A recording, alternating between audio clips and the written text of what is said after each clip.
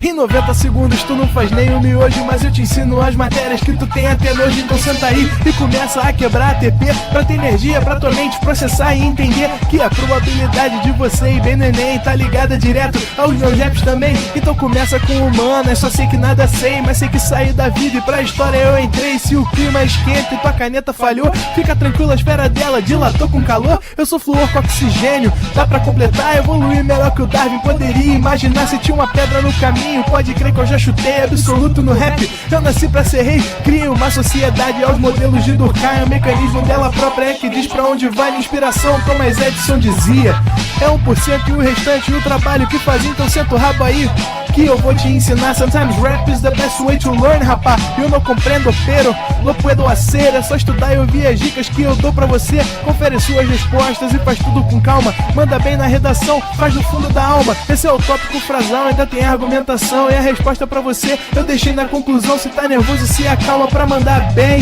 E se liga nos vídeos que eu te preparo pro Enem.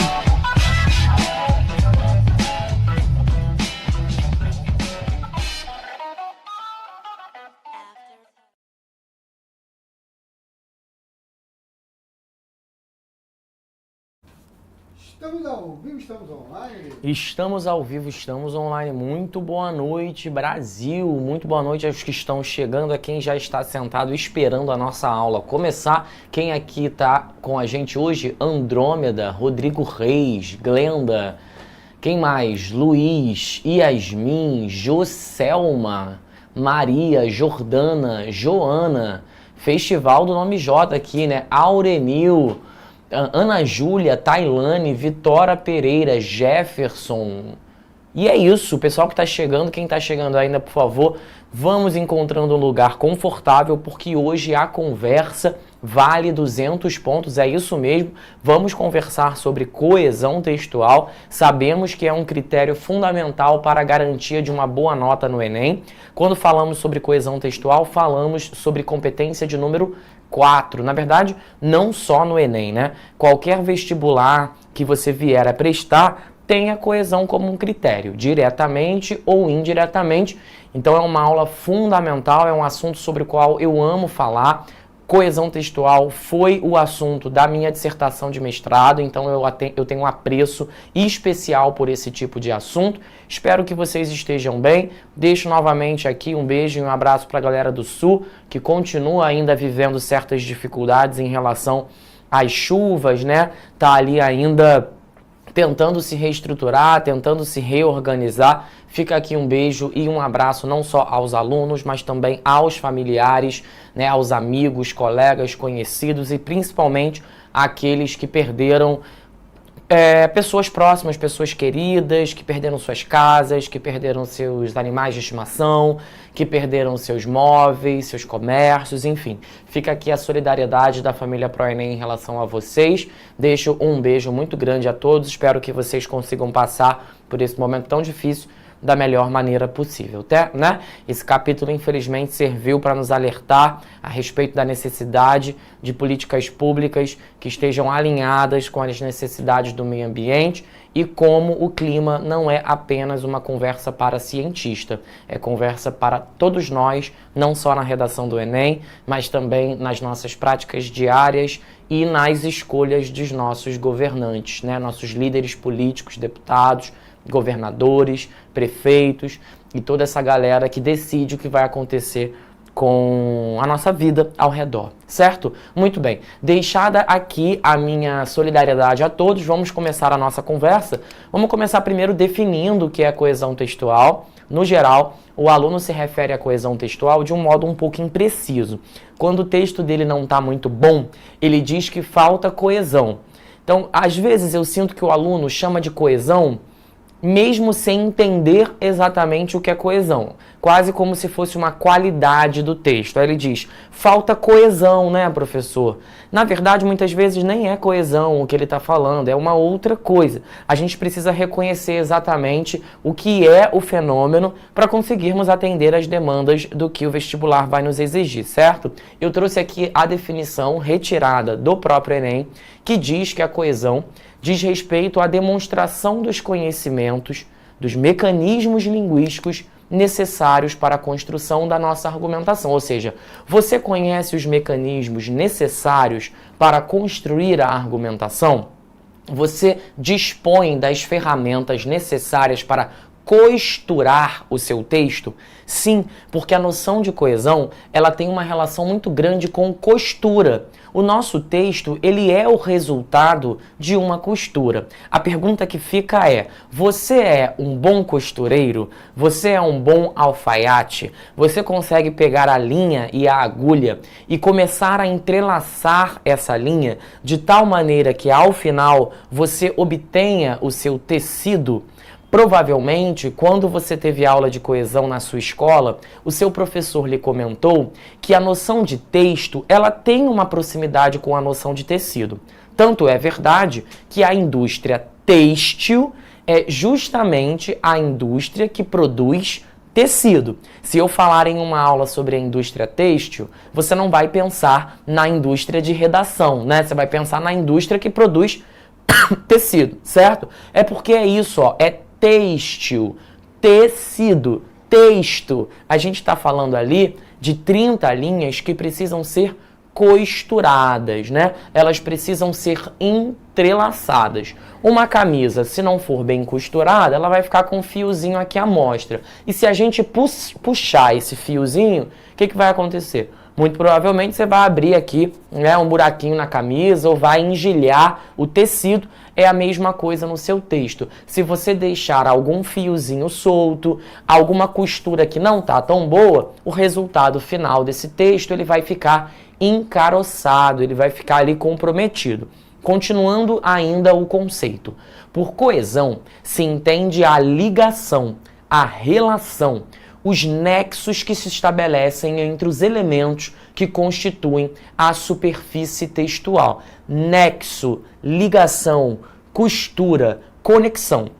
Ao contrário da coerência, que é subjacente, a coesão é explicitamente revelada através de marcas linguísticas, índices formais na estrutura da sequência linguística e superficial. Vou traduzir para um português um pouco mais simples. Enquanto a coerência ela é percebida ou não percebida, claro, caso o texto seja incoerente, a coesão ela não apenas é percebida, como ela pode ser visualizada. A coerência não. A gente não visualiza coerência, a gente depreende a coerência. A coesão não, ela está na superfície do texto. Bom, se ela está na superfície, eu posso olhar para um texto e dizer, aqui há um elemento coesivo, aqui há um outro elemento coesivo, aqui há mais um elemento coesivo. A coerência não tem. Eu não posso marcar uma palavra e dizer, aqui está o elemento coerente. Não. A coerência ela se dá a partir da leitura global e do entendimento holístico daquela redação. Quando nós falamos sobre coesão, há dois tipos que você não pode perder do seu radar, tá? Vou fazer o Enem, entendi que a coesão é essa costura, é esse fio que eu pego uma agulha, pego uma linha e eu costuro, eu vou dando um ponto e no final eu tenho lá a minha manta inteira construído a partir dessa costura. Primeiro tipo de coesão que existe é o que a gente chama de coesão referencial. Vamos dar uma olhadinha para ver como funciona esse elemento? Coloquei 3 exemplos aqui para a gente tomar como referência. A quantidade de mortes no Brasil por Covid-19 ainda é significativa. Essa situação tem assustado a população. Perceba que o pronome demonstrativo essa está fazendo uma referência àquilo que se disse anteriormente. É como se o essa fosse uma espécie de laço esse laço é jogado para trás e a partir do momento que eu o jogo para trás, eu sou capaz de puxar esse laço recuperando um conteúdo que antes foi mencionado. Nesse caso, o elemento essa está recuperando o conteúdo do período anterior, certo? Ao dizer essa, automaticamente se entende que estamos nos reportando ou nos referindo àquilo que se diz no período anterior. Algoritmos e robôs vasculham informações pessoais e preferências da população. Eles manipulam o comportamento das pessoas como se tangessem gado. Percebam que aqui o pronome pessoal do caso reto, nesse caso na terceira pessoa do plural, eu, tu, ele, nós, vós, eles, também está estabelecendo um laço. Esse laço é a própria referência. Referência, nesse caso, aos algoritmos e robôs, que são termos que estão no masculino plural, por isso o pronome também está no plural, certo? Repare mais um elemento de laço ali, ó. Cannes, na França, hospeda um dos mais respeitados festivais de cinema do mundo. Lá, o filme brasileiro Bacurau recebeu o cobiçado prêmio do júri.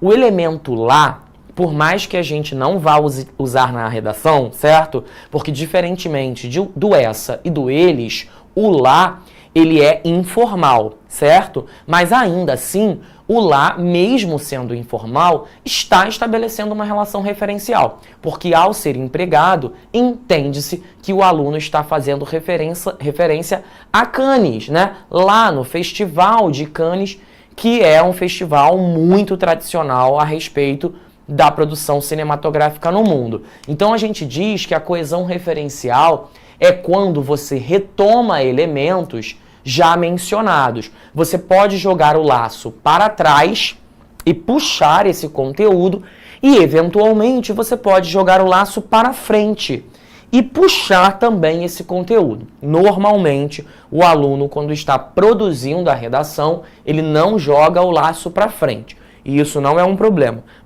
Perdão, gente. Ele joga o laço para trás. O essa joga o laço para trás, o ele está jogando o laço para trás e o lá também está jogando o laço para trás. Tá? Um laço mesmo, como num... Sabe o laço que enlaça lá o animal? Você está pegando aquele conteúdo e puxando o seu conteúdo semântico. Esse é o primeiro tipo de coesão que existe, o tipo de coesão chamado referencial. Agora há um segundo tipo, que é o que a gente chama de coesão sequencial. Enquanto na referência nós tínhamos a metáfora do laço, na sequência nós temos a metáfora do gancho, sabe? Aqui nós não temos mais um laço, aqui nós temos um gancho. E o que um gancho faz? Bom, engancha, né? Um negocinho que você vai lá e engata, conecta.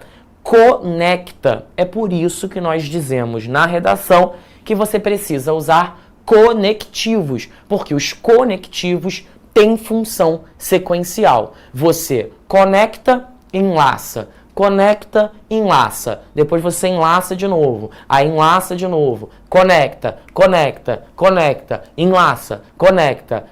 E assim você vai montando esse Tetris. No final, espera-se que você tenha uma unidade de texto. Se você garantir a unidade, não ficou nenhum fio solto nesse seu tecido. Tudo bem? Eu estou fazendo uma leitura bem metafórica para tentar tornar a coisa bem didática. Espero que isso esteja ajudando vocês, mas se eu estiver mais confundindo do que ajudando, por favor, se manifestem aqui no chat, que aí a gente recupera esses conteúdos, certo? Então, quando eu falo de coesão sequencial, eu estou falando de elementos como esse elemento que está aqui, como esse elemento que está aqui embaixo, como esse elemento que está aqui embaixo. Perceba que o elemento no entanto, o elemento além disso e o elemento como consequência são elementos que estão justamente no limite fronteiriço, ou seja, na fronteira entre o final de uma oração e o começo de uma oração seguinte. O final de uma oração, né, que estaria antes, e o começo da seguinte. O final de uma oração e o começo da seguinte. É como se cesse, veja, eu disse é como se cesse, mas não esse, um cimentinho, né, que tá ali justamente colando um tijolo a outro tijolo. Por isso que a gente chama de gancho, porque ele conecta essa situação. Daí que nós chamamos de conectivo de adversidade, de conectivo de soma ou conectivo de consequência. Qual é o problema do aluno quando ele vai produzir redação? Ele acha ingenuamente que a sua redação deve oferecer um open bar de conectivos. Então ele enche um saco de conectivos, balança esses conectivos, jogam para cima, e aí onde caem os conectivos, o aluno deixa, na esperança tola e vã de ganhar pontos com aquilo, porque ele pensa, bom, o Enem não vai cobrar a presença de conectivos? Ora, eu coloquei vários. Sim, criatura, mas você colocou igual uma jamanta desgovernada na falsa crença e esperança de que a presença pura e simples garantiria uma nota boa. E não é verdade, né? Você não pode sair despejando conectivo, você não pode carregar uma arma cheia de conectivo e sair atirando na cara do corretor, porque isso não vai fazer diferença, tá? Você precisa variar nos seus recursos coesivos. Tem que ter um pouquinho de laço, tem que ter um pouquinho de gancho. Um pouco de laço, um pouco de gancho. Não pode ficar tarado, né, no fetiche do conectivo, tá? O conectivo é uma das armas que a gente tem para enfrentar a guerra, mas não é a única arma possível, tudo bem? Tá aqui a definição, ó, a progressão do texto a partir de recursos que promovam o sequenciamento. Então a gente entendeu que a coesão, ela é um elemento responsável pela ligação, que essa ligação ela pode se dar por meio de laços, coesão referencial, e de ganchos, coesão sequencial. Parou aqui. Até aqui nos ajudou o Senhor? Eu ouvi um amém aqui, tudo bem? Bom, tendo em vista que nós temos laços e ganchos, quais são os cuidados que eu preciso ter no momento de construir a minha redação, né? Então vamos começar algumas dicas importantes. O aluno, ele pensa assim, o aluno ingênuo, não somos nós, viu? A concorrência, o aluno concorrente. Nós estamos, o ingênuo, ele pensa assim, ele não quer saber qual laço ele vai usar, entende? Ele quer enlaçar. Então ele não pensa muito se ele vai colocar um ele, um isso, um esse, o que ele quer colocar, porque ele quer criar para si mesmo e para o outro a impressão de que ele está conseguindo conectar. Então, por exemplo, olha só, coloquei um exemplo aqui referente à saída da cantora Carol Conká do BBB 21, certo? Uma saída com recordes de rejeição. Sabemos que a Carol se envolveu em várias polêmicas ali envolvendo o Lucas Penteado e outros participantes.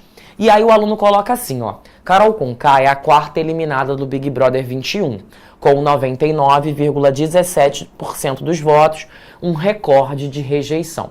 Vamos imaginar que um aluno tenha colocado para fazer o laço a expressão esse acontecimento. Ao colocar esse acontecimento, o aluno está errado?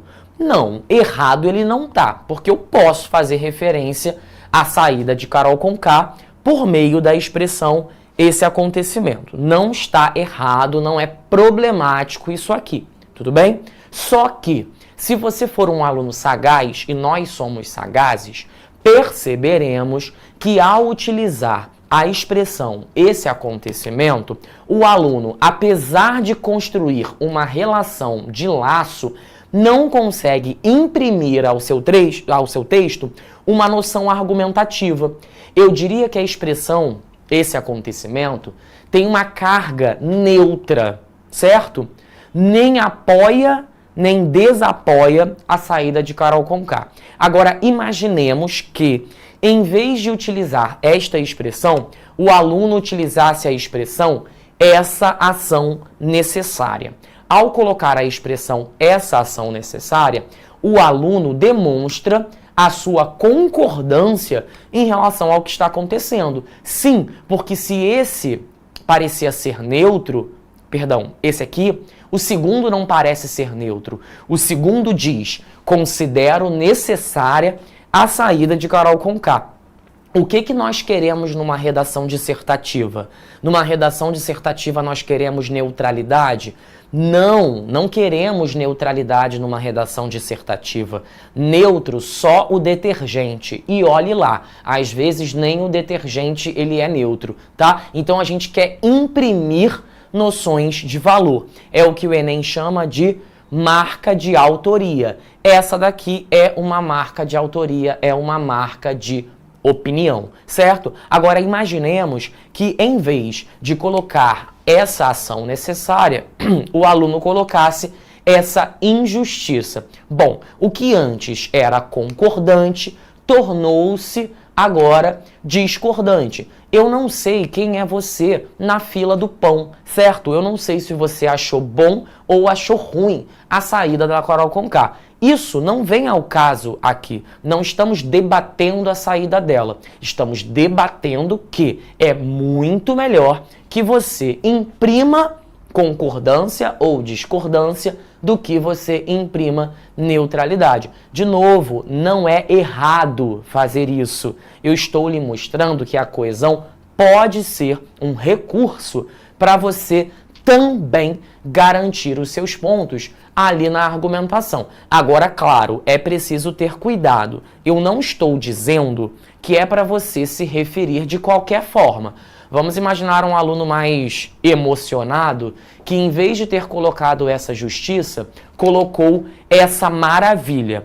Bom, aí você ultrapassou um limite, porque ao colocar essa maravilha, você está concordante? Você está concordante. Se você colocou esse absurdo, você está discordante? Você está discordante. Só que você acabou optando por vocábulos que imprimem uma noção de informalidade, porque maravilha e absurdo são excessivamente informais. Então, nem tanto ao mar, nem tanto à terra. Nós podemos imprimir opinião sem ultrapassarmos o limite da formalidade. E outra coisa, não dependam apenas de sinônimos. Vocês são muito dependentes de sinônimos, inclusive, muitas vezes, utilizam ou o professor como dicionário, ou até mesmo dicionários online para encontrarem sinônimos para dar conta daquela sua redação. Aí eu fui lá no Google e pesquisei, por exemplo, o sinônimo da palavra indivíduo. Você está vendo aqui? O Google nos oferece várias palavras diferentes para se colocar no lugar de indivíduo. Os sinônimos, eles vão aqui desde pessoa, criatura, humano, entidade, cidadão, personagem, abjeto, demônio, Satanás, Lúcifer, maciço, Beelzebu, integral, sórdido, miserável, ignóbil. Aí você pode estar pensando, professor, mas quem, em sã consciência, usará a palavra Beelzebu no lugar de indivíduo, né? Qual é o aluno que não vai perceber que isso está ruim? É verdade, eu não acho que você vai confundir uma coisa com a outra e achar que está tudo bem colocar a palavra cão no lugar de indivíduo. Não acho mesmo. Só que aqui você tem uma diferença gritante. Só que nos casos em que essa diferença não é tão gritante, vocês sim cometem muito esses deslizes. Então eu canso de ver em redação. Em todos os colégios em que eu trabalho, eu vejo o aluno usando a palavra ser, por exemplo, para se referir a brasileiro. Então o aluno já usou brasileiro, depois ele já usou indivíduo, aí ele quer se referir à pessoa e coloca o ser. Sei lá, o ser pratica bullying em sala de aula. Gente, eu não posso usar ser no lugar de pessoa e achar que tá tudo bem. Ser faz muito sentido num contexto biológico, filosófico, até mesmo num contexto religioso. Mas num contexto de bullying em sala de aula, ser não se encaixa, porque nos reporta a um contexto discursivo que parece artificial. No final da redação, parece que você é uma inteligência artificial escrevendo um texto, e isso não é um elogio. Então eu vejo o aluno suando o sovaco para encontrar maneiras de se reportar a um sinônimo, quando na real ele podia ter criado outras estratégias. Aí tem lá o Enem do ano passado, né? O trabalho de cuidado. O aluno começa, primeiro ele usa trabalho de cuidado, aí depois ele usa atividade de assistência, aí depois ele coloca, sei lá, labor de ajuda, como eu já vi, labor de ajuda. Veja você a artificialidade dessa construção numa tentativa desesperada de colocar esse sinônimo. Olha os sinônimos de família. Familiar, parente, ascendência, descendência, linhagem, parentada. Se você diz que a parentada está vindo visitar a sua casa, automaticamente eu imagino uma galera que fretou uma van e que está descendo um morro em direção à sua casa, né, e que vai destruir a sua geladeira e comer tudo que tem lá, depois vai embora. Traduzindo, gente, os sinônimos, eles vêm carregados de contextos. Menino, moleque, garoto, guri, piá, são todos sinônimos, mas eles nos reportam a noções mais ou menos afetivas, mais ou menos pejorativas, mais ou menos relacionais. Então, para a gente não depender apenas de sinônimos, a gente precisa ampliar o nosso cardápio de possibilidades. Vamos imaginar que eu tenha usado numa redação a palavra eleição. Posso colocar a palavra pleito?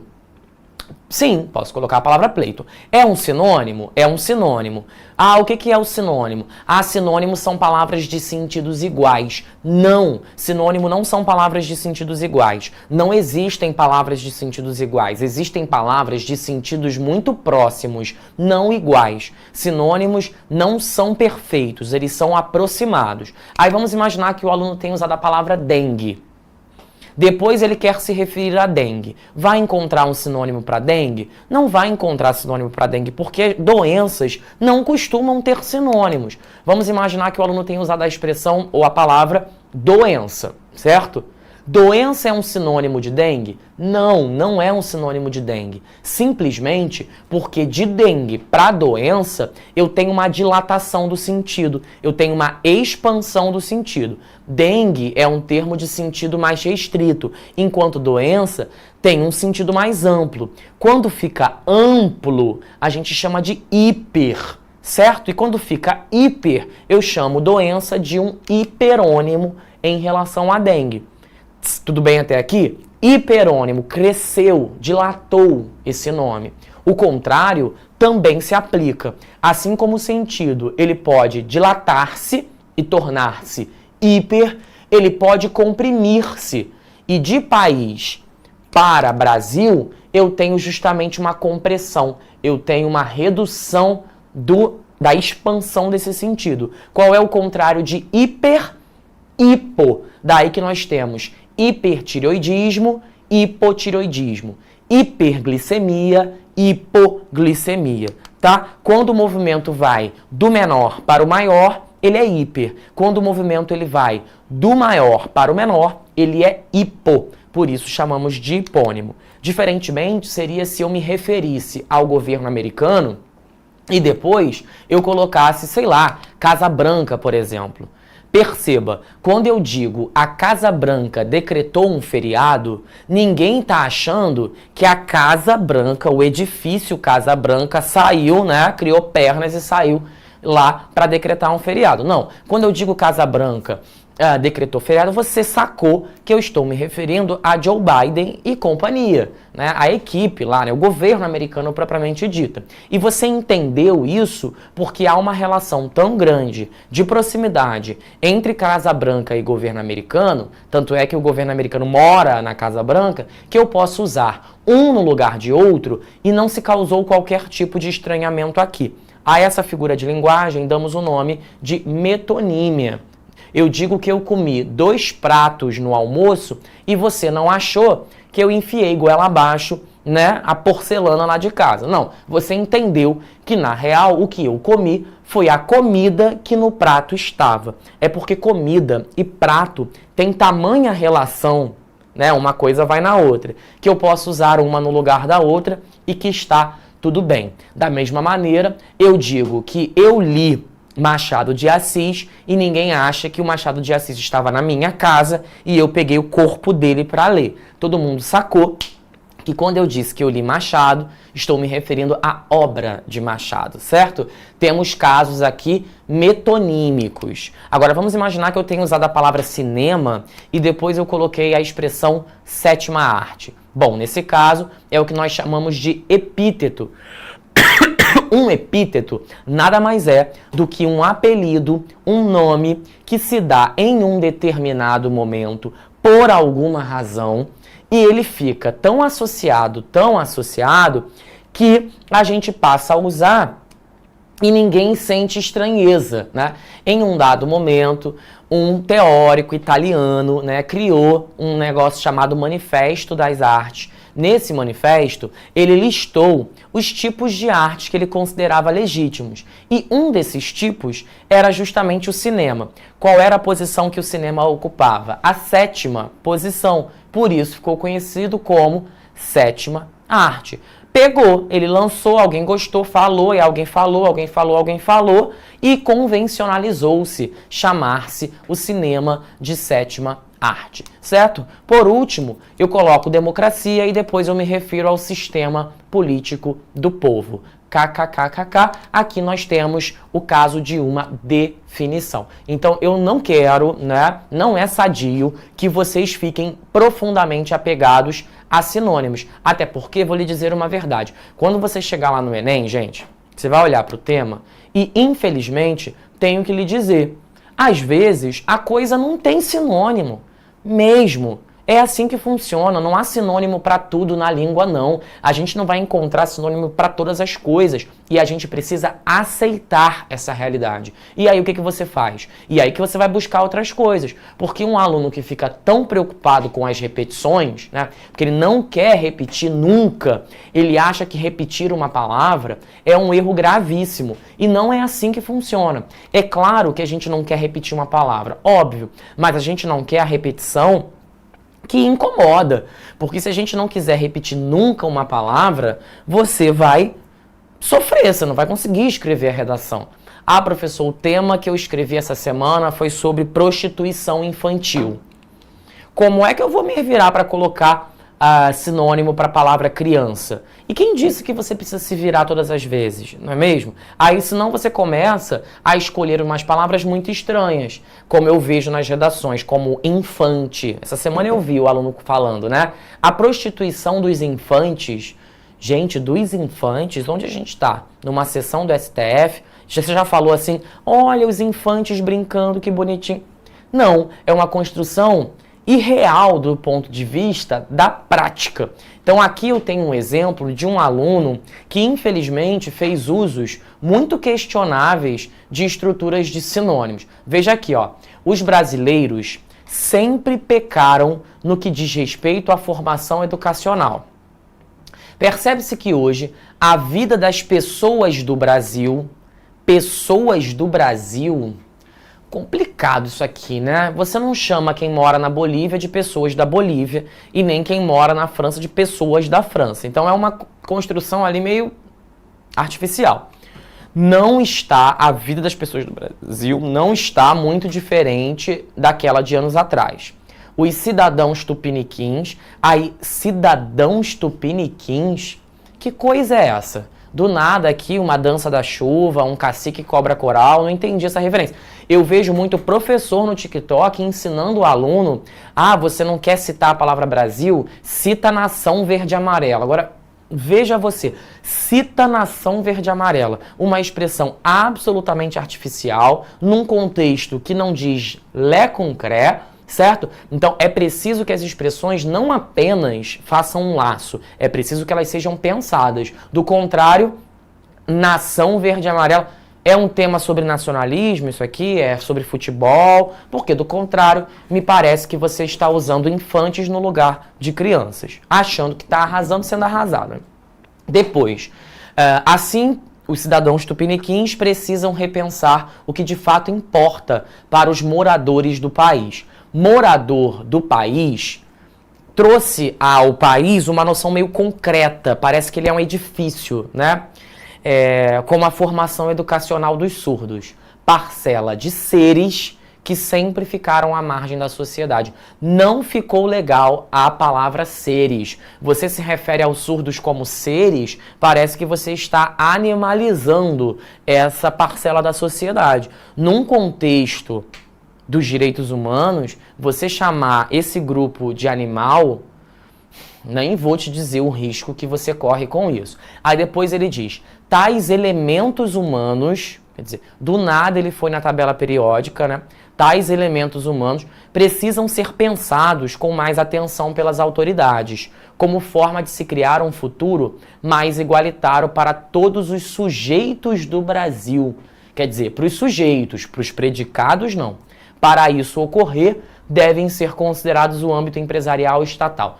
Traduzindo, precisamos fazer esse parágrafo passar por um ritual de expurgo aqui, né? Porque ele claramente está carregando alguns espíritos obsessores que impedem a evolução espiritual desse aluno. Quer dizer, não adianta você sair ali como uma topeira atômica, cavando o sinônimo, imaginando que você vai encontrar petróleo. O máximo que vai acontecer é você furar um cano, vai ficar sem água em casa, vai dar tudo errado. Então, a gente precisa usar os sinônimos com uma certa parcimônia, com um certo equilíbrio e principalmente com um bom senso. Qual é o problema do bom senso? É que às vezes ele nos falta, né? Mas a gente está aqui para te ajudar a mostrar quando você está perdendo esse bom senso. Aí eu coloco algumas dicas. Seja equilibrado na sua repetição, tá? Procura estabelecer um distanciamento razoável entre as palavras. O aluno adora me perguntar assim, professor, mas qual é a quantidade de linhas que eu posso colocar entre uma palavra e outra? Cara, não existe. E que bom que não existe. Porque se existisse, você não ia conseguir escrever uma redação. Porque a gente ia tornar uma redação algo muito cartesiano e matemático. E eu fiz letras justamente porque redação não é algo cartesiano e nem matemática, né? A ideia de você escrever uma redação é você passear um pouquinho de pronome, um pouquinho de artigo, um pouquinho de numeral, um pouquinho de sinônimo, um pouquinho de hipônimo, um pouquinho de metonímia. Não há cartilha a ser seguida. E que bom, tá? A gente quer escrever sem cartilha mesmo. Agora, para vocês que são viciados e dependentes de conectivos, essa dica é para vocês. Eu pego muita redação de aluno que me mostra assim, professor, olha, eu fiz aqui uma redação e o corretor me tirou ponto na C4. Só que eu usei tantos conectivos, aí eu vou ver, né? O cara botou assim, no entanto, todavia, mas, porém, contudo, entretanto, no entanto, eu fico, cara, realmente, você usou aí uma profusão de conectivos, mas todos eles se reportam a uma mesma noção semântica. Certo? A diversidade, a diversidade, a diversidade, a diversidade, a diversidade. Como a gente consegue se expressar criando adversidades o tempo inteiro? Uma expressão verbal, ela consiste também numa ondulação de semânticas. Então, quando você construir o seu texto, o que eu quero é que você seja heterogêneo. Um pouquinho de adversidade, um pouquinho de soma, um pouquinho de consequência, um pouquinho de causa, um pouquinho de proporção, tá? Olha esse parágrafo aqui, ó. Eu já até deixei marcado para você. Destaquei nesse parágrafo todos os ganchos que ele coloca, todos os conectivos que ele coloca. Ele coloca no entanto, ele coloca de fato, pois, porém, uma vez que, ainda, já que, à medida que. Qual é o lucro desse parágrafo? Porque o aluno aqui, ele não está apenas lançando a diversidade, a diversidade, a diversidade. Aqui o aluno colocou uma diversidade, é verdade, mas logo depois ele coloca uma explicação, tá vendo? Depois de colocar uma explicação, ele coloca uma confirmação. E depois de colocar uma confirmação, ele coloca outra adversidade. Depois ele coloca uma causa. Depois ele coloca uma soma. Depois ele coloca outra causa. E depois ele ainda coloca uma proporção. Então você percebe que o aluno ele consegue ser habilidoso a ponto de dar vários pontos nesse tecido de modo distinto, certo? Então eu quero que vocês, para quem não saca disso, tem dificuldade com isso, gente, qualquer página na internet, se você for até o Google, vai lá e digita valor semântico das conjunções. Se você coloca lá valor semântico das conjunções, todos os sites vão te apresentar listas e mais listas de conectivos. É claro que você não vai sair decorando isso, até porque vai faltar aqui um HD mental para você ter memória para tudo isso. A ideia é que você consulte, E aí você consultou tanto ao longo de 2024 que no final do ano você já tem isso internalizado, Por osmose a gente vai chupando o conhecimento e ele vai fazendo parte da nossa própria estrutura mental, tá? Vamos para a última dica do dia. O Enem, ele considera 3 tipos de elemento coesivo. Ele considera esses elementos que estão em verde, tá vendo esses elementos que estão em verde?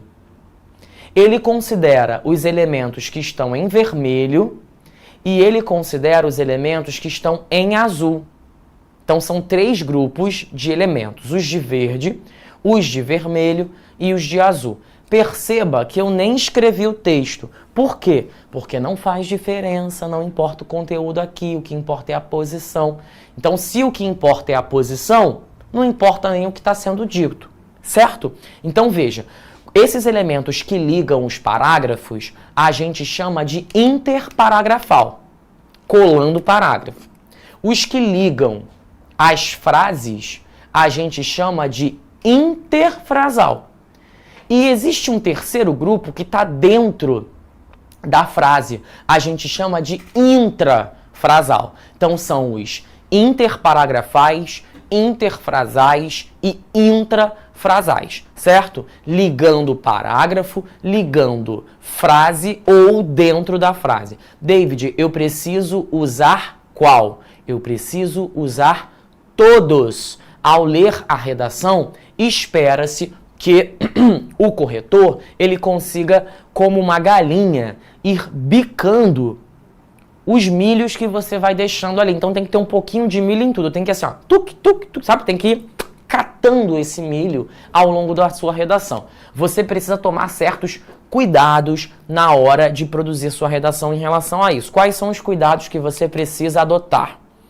Tem uma galera, mundo afora, que eu não sei, às vezes eu sinto que o corretor tem tanta dificuldade de entender o que se pede quanto o aluno. Porque olha só, o Enem diz assim, tá vendo esses 3?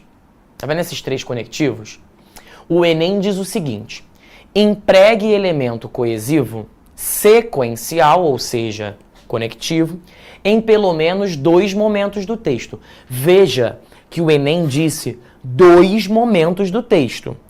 Quantos são os momentos do texto? São 3, cara. 1, 2, 3.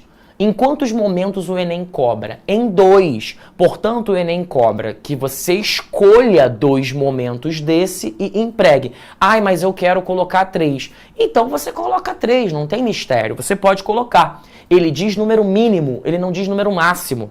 É por isso que às vezes eu começo um D1 aqui na aula sem conectivo e logo surge um aluno assim das catacumbas da sala de aula para dizer: mas está faltando ali um elemento coesivo. Não está faltando não, porque o aluno ele pode escolher onde colocar. Eu quero botar aqui nesses 2 e não quero botar nesse. Quero botar nesses 2 e não quero botar nesse. Quero botar nesses 2 e não quero botar nesse. Como aluno, você é senhor do seu destino. O que o Enem exige são 2 momentos. Quer colocar nos 3? Coloque nos 3. É uma medida de segurança que, embora não seja exigida, tá no cardápio e você também pode fazê-lo, tá? Quais são os pontos de dúvida? D1 sem conectivo. Posso? Pode. Se você colocar nos outros 2, você pode. Posso colocar primeiramente, em primeiro plano, ou em primeiro lugar no D1? Pode. Desde que, veja que eu estou fazendo uma condição que é para você não sair por aí dizendo que o professor do ProEnem falou besteira. Desde que, obrigatoriamente, você coloque os conectivos nos dois outros. Porque, primeiramente, em primeiro plano, eles não contabilizam. Eu não disse perde ponto, eu disse não contabiliza. E não ganhar ponto é diferente de perder ponto. Então você, aluno que decidiu colocar um primeiramente, primeira análise ou primeira qualquer coisa, pode fazê-lo, desde que coloque obrigatoriamente nos próximos dois. Porque já que esse não vai contar, nós garantimos o ponto nos outros dois. Por fim, apresente pelo menos um elemento coesivo em pelo menos todos os parágrafos. Isso eu imagino que você vai fazer, né, gente? Porque não tem como você escrever um parágrafo sem colocar pelo menos um ele. Isso pelo menos tem que acontecer. E outra, apenas um erro de coesão já impede a nota máxima. É isso mesmo. Apenas um erro no conectivo já impede a nota máxima, e isso não nos vai acontecer se Deus quiser e Ele há de querer. Bom, eu tinha ainda mais um pouquinho de coisa para falar, mas não tem problema. A gente tem aulas ainda para acontecer, eu vou pegar esse conteúdo e inserir nas próximas aulas, porque o tempo, ele é mesmo implacável, não é isso? Bom, gente, eu espero que vocês tenham gostado do encontro de hoje. Eu não consegui praticamente esclarecer nenhuma dúvida, porque havia muito conteúdo a ser transmitido e eu priorizei essa transmissão, tá? Preciso ficar por aqui, horário de Brasília, 20h16. Daqui a pouco tem mais professor para dar aula para vocês e eu preciso ir embora, não é mesmo? Um beijo, tchau, então. Beijo para Rodrigo, beijo para Maria, beijo para Osmar, para Jean, para todos que estão aqui, para Júlia, para Karina, para Gisele. Até a terça-feira da semana que vem, nos encontramos neste mesmo canal em direção à nossa nota 1000 no Enem, certo? Obrigado pelo carinho, pela compreensão de sempre. Um beijo grande no seu coração, foi bom estar com vocês e brincar com vocês. Até semana que vem, beijinho, tchau, tchau. Assista nossas aulas a hora que você quiser. Vem com o Pro, o cursinho online que mais aprova no Enem. Assine em proenem.com.br.